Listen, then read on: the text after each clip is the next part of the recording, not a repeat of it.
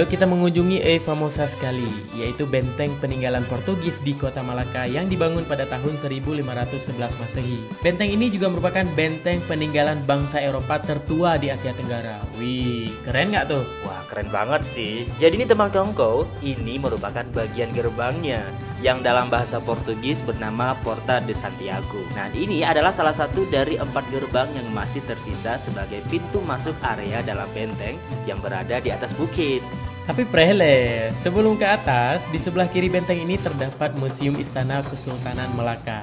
Ini merupakan replika dari bangunan Istana Kesultanan Malaka yang hancur dibombardir oleh Portugis.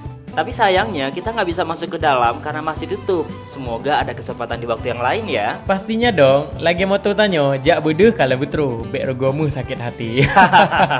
Dari sini kita lanjut lagi naik ke atas bukitnya yang bernama Santa Paul's Hill dan ternyata di atas terdapat sebuah